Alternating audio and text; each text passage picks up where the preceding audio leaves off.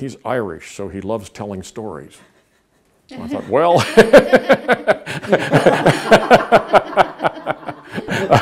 so I said, yes, that's right. And I could remember my father loved telling stories too, and I think his relatives probably did, so maybe I picked that up. But that's a kind of identity which I have no objection to. It's used in a purely descriptive way. Because he was like that, you would expect him not to speak French.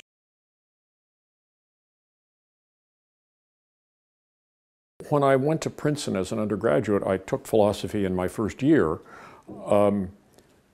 simply because it was something my parents had talked about a certain amount at home, and I thought it might be a subject I'd be interested in, although I didn't have much of an idea of what it was. So the first semester it was a course in Plato, and the second semester one of those traditional Descartes to Kant courses. And I liked them. I liked it quite well, although I found it not easy. I thought I'd go into mathematics, but for various reasons having to do with bad choices about what courses to take and so on, I found myself in a kind of dead end. So at the end of my second year, when I had to make a choice, I signed up for philosophy. And it was all right, but the second semester of my third year, I took a seminar on philosophy of mathematics from a man named Paul Benacerraf, who had just finished a dissertation in that subject, which was quite a brilliant dissertation. He is a very judgmental character, very firm and sharp. I don't know if you know him, but very enthusiastic and intense about the subject, and a very, very good teacher. Anyway, so I loved this class. And decided that the next year when I had to write a senior thesis, that was a requirement to graduate from that university, that I would write one on philosophy of mathematics with Benacerraf. I was interested in the question of the existence of mathematical objects. It's a funny thing about ontology. I don't know whether you feel that ontology, the most abstract subjects, the question of what exists, excites particular passion. And in many people, it excites a kind of negative passion. That is, many people are ontological minimalists of a certain sort. This seems to be true in particular in Australia, not wanting to countenance. So, but my passion was on the opposite side. That is when I read a paper by Willard Quine and Nelson Goodman on abstract objects. They were denouncing the idea that sets or any other kind of abstract objects could exist. It was a defense of nominalism. And this made me actually quite angry. I mean, I was passionate about wanting to say that no, it's a mistake to think that. And so I wrote my senior thesis on these questions of mathematical ontology with Benacerraf as my supervisor. And in the course of that year in working on this project, I got into it much more deeply than I'd ever been involved in any intellectual enterprise. And in the middle of the year, Benacerraf said to me when I went to talk to him about something that I really should apply to graduate school. And it never occurred to me to go to graduate school in philosophy. I always thought that I would go back to Indiana and practice law with my father. It's the only thing I'd ever thought of doing. But Paul was very insistent. And I was flattered, but I was frightened. Because it was a strange idea. It wasn't just philosophy, but it was the whole idea of an academic life, which I had no idea what it would be like. But I applied, and by the end of the year, I very much wanted to do it, but I didn't have the courage to do it. So I sent in my deposit to go to law school. But at the last minute, I got a fellowship to go to Oxford. While I was in Oxford, I decided that I just couldn't give up philosophy, and so I then came back to Harvard and studied philosophy. Right back in Harvard, it was as it still is now, a rather small department, but very distinguished department. The leading members of the department were Quine and Rawls, but also a man named Roderick Firth, who was an well-known epistemologist. Rogers Albritton was an extremely charismatic and brilliant, one of these people who never published much of anything, but had enormous impact through the power of his mind and his personality. Stanley Cavell had just come back and rejoined the department. I'm probably leaving somebody else, but they were the most influential ones. And there was also a man named Burton Drebin, who was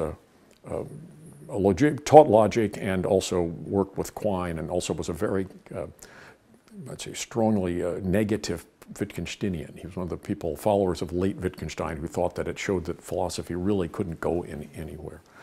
But I wound up writing a dissertation with Drebin because I wanted to write a dissertation on logic, and he was the only person in that department who was doing serious logic. Hilary Putnam joined the department just the last year before I was leaving, but I was already well into my dissertation at that point. So I worked with Drebin, and he was very kind and supportive to me, but I just didn't, I let his philosophical views just kind of wash over me. I didn't pay attention to them, but I just worked with him on logic.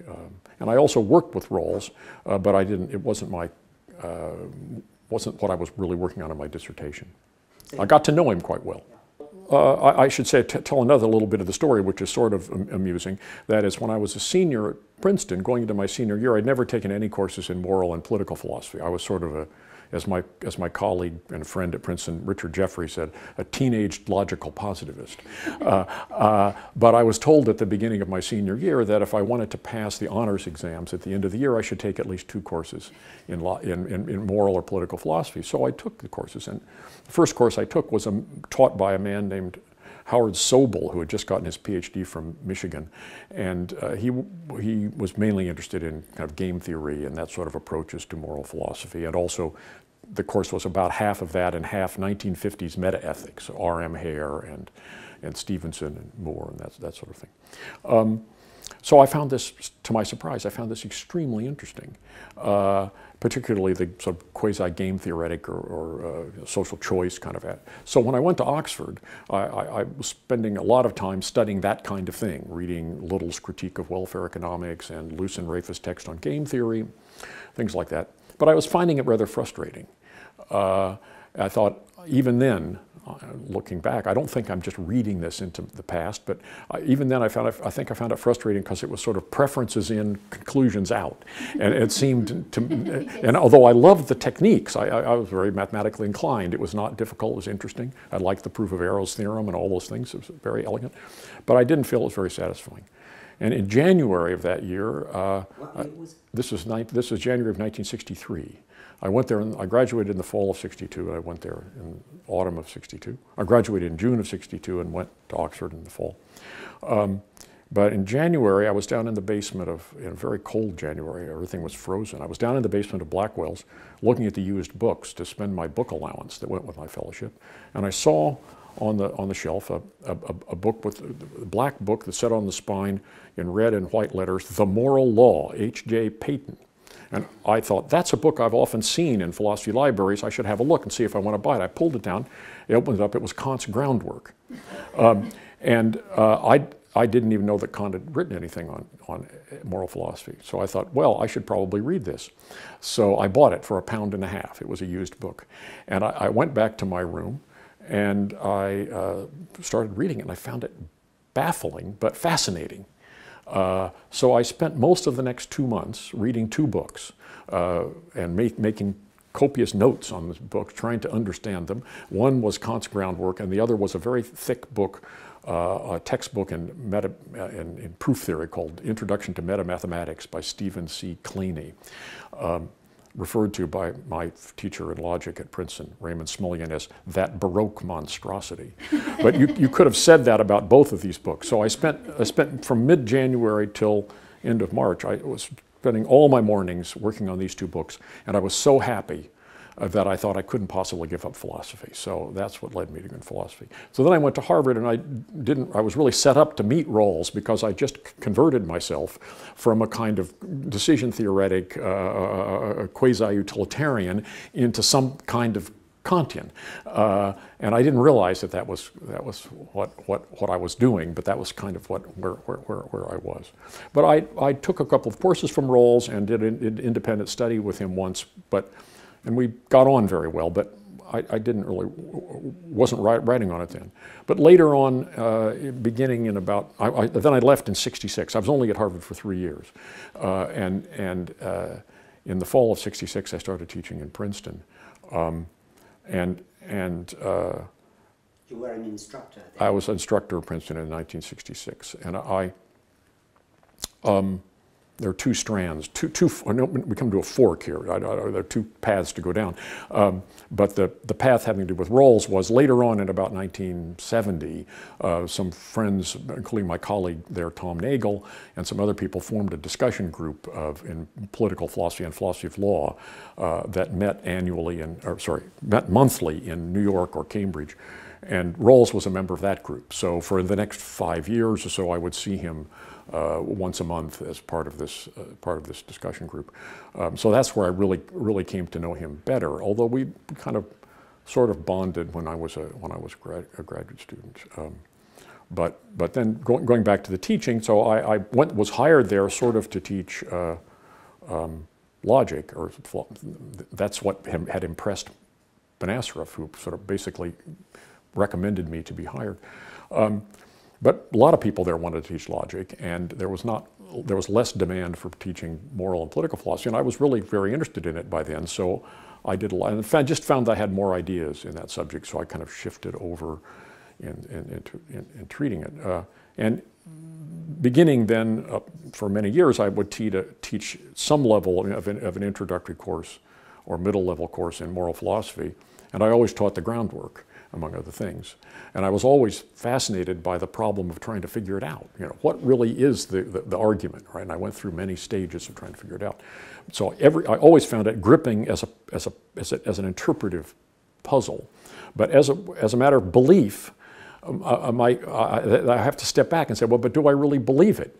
And that my belief to it followed a sine curve from one year to the next, went up and down until finally it started going down and down and down and down, and now I'm well off of, I'm a kind of an anti, anyway, I'm not a Kantian very much anymore, but it took me a long time to work through, the reason I went down this path, to work through that original fascination with the groundwork.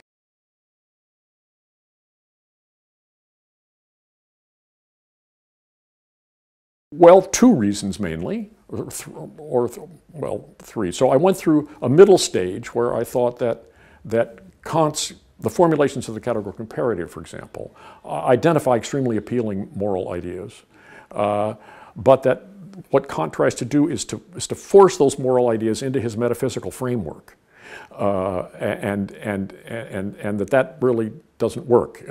That is, these ideas are appealing because they present an appealing picture of our relations with other people, being fellow members of the kingdom of ends, or not treating people as mere means but as ends in themselves. But he tries to derive them from an idea of how to realize our own freedom, in the special sense of freedom that emerges from his metaphysics. And that seemed to me both unconvincing on the one hand, but also not the right kind of, it was as they say now, the wrong kind of reason. It had too much to do with me and not enough to do with my relations with other people.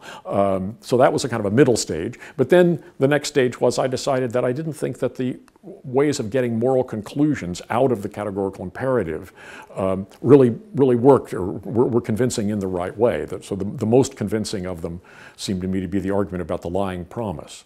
But I think that if when you actually look at that argument, it's not that it doesn't work in its own terms, but it doesn't really deliver the kind of conclusion about the wrongfulness of making a promise. It derives a kind of contradiction, as Kant says, in the will of the person. That is, I both want it to be the case that my making a promise is seen as binding me in some way, but that doesn't make a connection with somehow the real seem to me morally significant facts. So that was my main reason for I said first I gave up on it. First I didn't like the metaphysical ideas of freedom, but then I also thought that the structure that the categorical imperative tries to give to the fundamental principles of morality wasn't right. Now, of course, my idea of right and wrong is determined by what we could justify to others has a definite similarity to that. But as I said in my first book, thinking about this thought, in Kantian terms, it's avowedly heteronymous. it has to do with my responsiveness to these reasons about other people, rather than the fact that this is all that I could will that's consistent with my independence from all the influences of my experience of value, for example. So.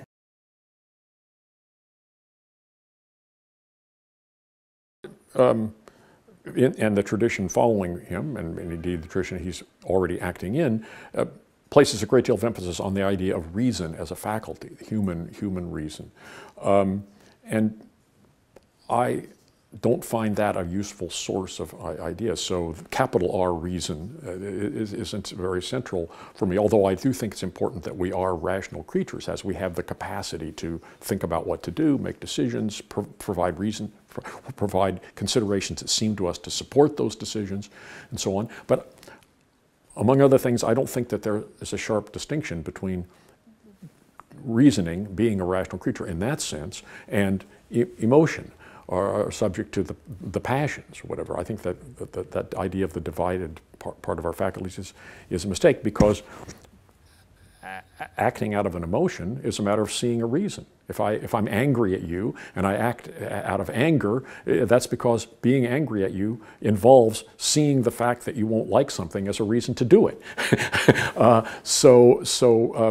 There isn't, I think, a big difference between being rational in this very general sense of acting on what one sees, what one takes to be a reason, on the one hand, versus being moved by emotion or passion on the other hand. So I reject this idea, which is a really old idea in philosophy. But I've also come to think that the idea of a reason, that is, a consideration that, as I say, counts in favor of something, is, a plausible candidate to be the foundational element in normative thinking and thinking about what to do, what you ought to do, both moral and non-moral. That's a hypothesis that I'm quite committed to, but I'm willing to think that it might turn out to be wrong. But I've been pursuing that line for quite a long time. When did you come to this idea first? I mean, this idea about what a reason is. Well,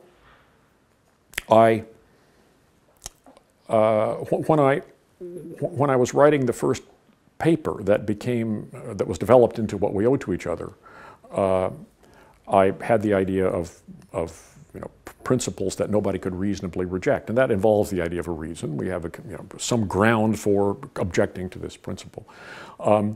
And beyond that, I said in that original article, I was trying to explain why, not just what the content of morality is, but its appeal or authority, why people accept it, why people feel drawn to abide by its demands. And in that original article that I wrote in 1972, Contractualism and Utilitarianism, I said that, well, the motivational, I was still using the word motivation, the motivational basis of morality lies in a desire to be able to justify ourselves to other people.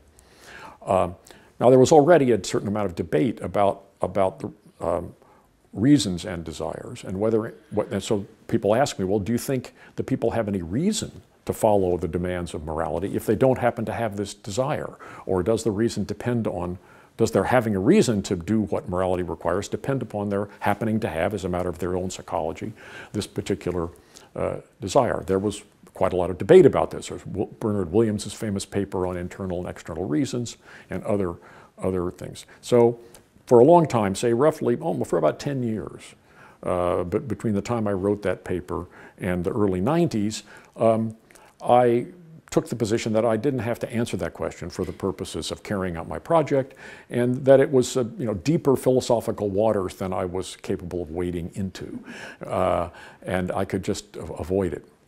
But by the early 90s, people were convincing me that I need to appeal to the idea of something being a good reason, or reason not simply to explain the motivational basis of morality, but to explain this idea of a principle being one that someone could reasonably reject. So I needed to take more of a stand on the question of whether reasons depended on pre-existing desires or not. And so in a summer, sometime around 1994, I think, 93 or 94, I decided I have to do this. So I spent a few weeks reading Williams's paper, critiques of Williams' responses, and so on. And I felt that I was being intellectually whipsawed, that is, drawn back and forth. I would read one thing and I'd be sort of convinced by that, and then I'd read something on the opposite side and I would be drawn in that way, and I just was at sea. So one Sunday I said to myself, I got to pull up my socks and get a grip on myself or something.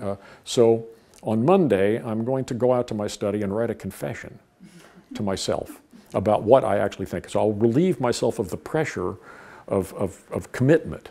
This isn't, I'm not writing a draft chapter of my book. I'm not writing something I'm going to publish, but I just have to somehow come down on one side or the other and be honest with myself about what I think about this. So that was a Sunday. And if you'd asked me on Sunday afternoon to predict what I was going to say, I would have said, well, what I'm going to say is that in many cases, many garden variety cases, people have reason to do things because doing them will satisfy some desire they have. That's a very common case. But there are other cases, such as maybe my reason not to murder somebody or to steal somebody's car, whatever. I have reasons to do them that aren't contingent on my having certain desires. If you'd asked me to place a bet, $50, $100, I would have been happy to take the bet.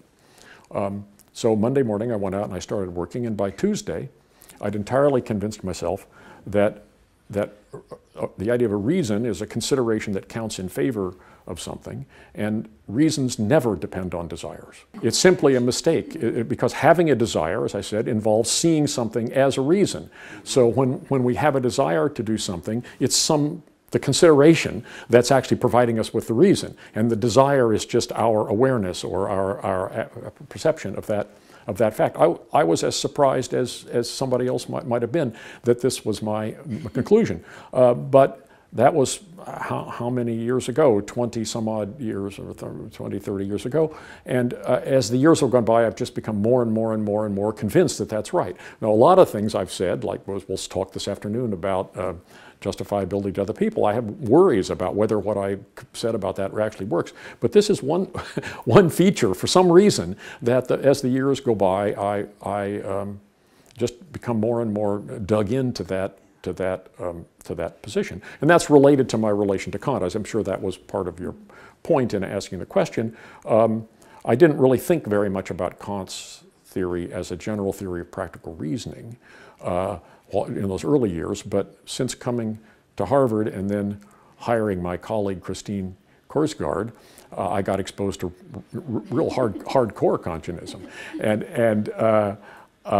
then I realized there was a bigger gulf there between genuine realism about reasons and a Kantian idea that reasons are, as it were, creatures of the will in some very general sense. And I've never been, the idea that that's what Kantianism would sort of seal the deal as far as my not being a Kantian.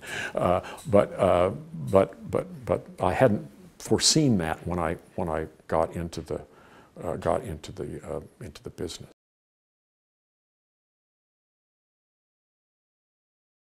After I underwent this change of mind about reasons, then the book, What We Owe to Each Other, took a different structure than it had before. So there was a chapter on reasons in the beginning where I defended this, and then a chapter on value where I tried to explain value in terms of reasons in this sense, and then a chapter on well-being where I tried to explain well-being in terms of value and reasons. And then finally in chapters 4 and 5, the theory of the morality of right and wrong, that actions are wrong if any principle that permitted them is one that could be reasonably rejected. And then there are further chapters on responsibility and promises and relativism. And I've continued to be really entirely at home with the first 3 chapters and the last 3 chapters. The 2 in the middle, I still am extremely attracted to contractualism. And when I start thinking, for example, we were talking yesterday about inequality, and my thinking about why is inequality objectionable very much gravitates toward the idea of what reasons do people have to object to principles that generate or license. So I really am not out of that groove. But the worry is about how to formulate the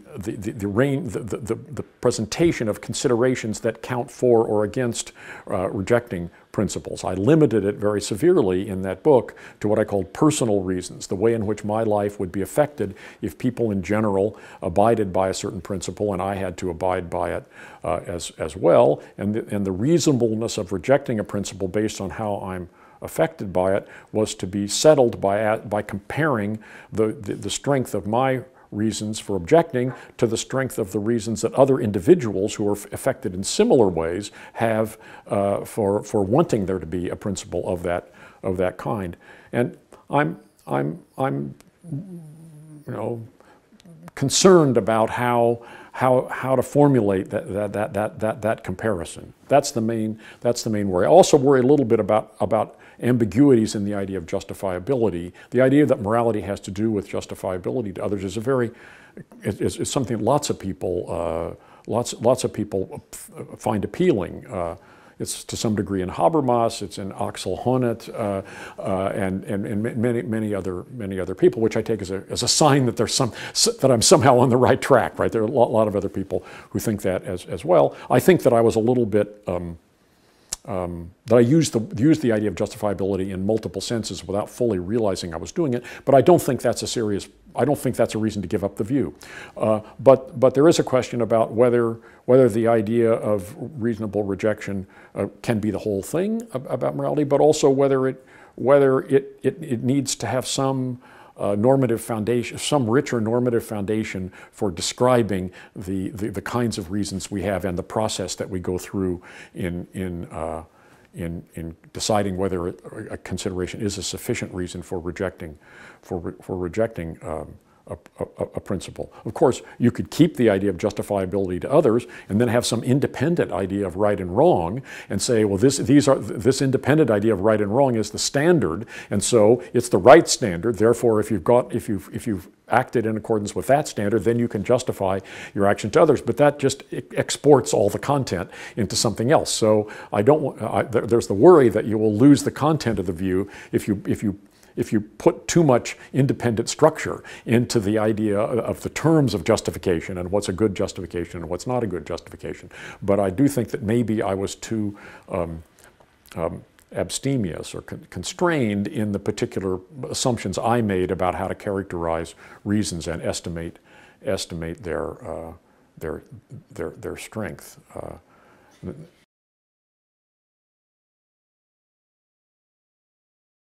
I've been thinking about issues of identity because they're very much in the air. Freedom of expression was my first interest in political philosophy. As we were saying earlier, I don't know whether I want to write on that because, again, it's something that people care a great deal about, and I'm a little bit skeptical of the notion. But the question is, are there cases in which there's something properly called a fact about my identity that determines what I have reason to do, or is one of the important considerations? And there certainly are such cases. The clearest cases are so-called ascriptive identity, the fact that other people see some feature of me, they may call it my race or something, as an important reason for treating me differently than other people. That's a social fact that I have to take account of in deciding, am I going to try to just accept that? Am I going to try to pass as a person who's not of that character? Am I going to make common cause with others who are similarly categorized to try to do something about it?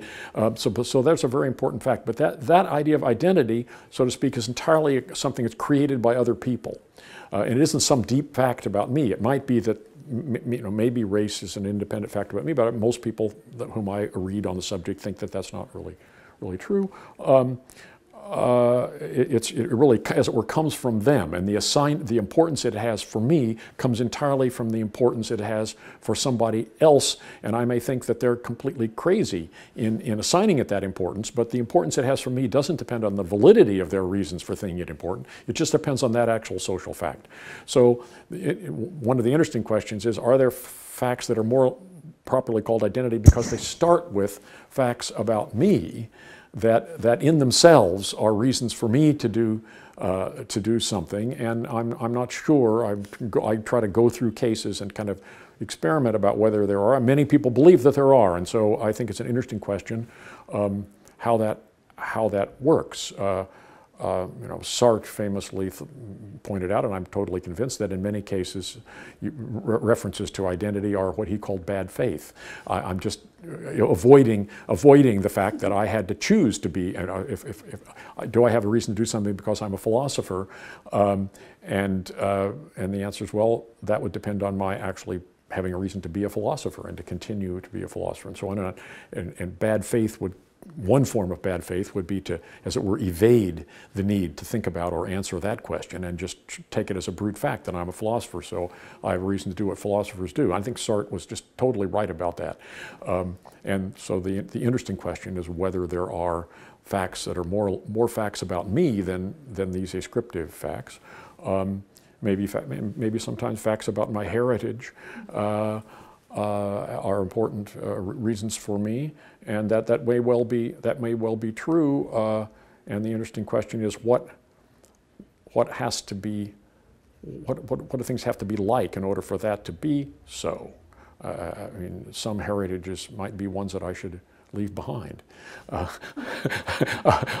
So it's not just a fact about me, but it's a fact about me having the good fortune to have been born into the opportunity to participate in something. That would be rather more like being a philosopher.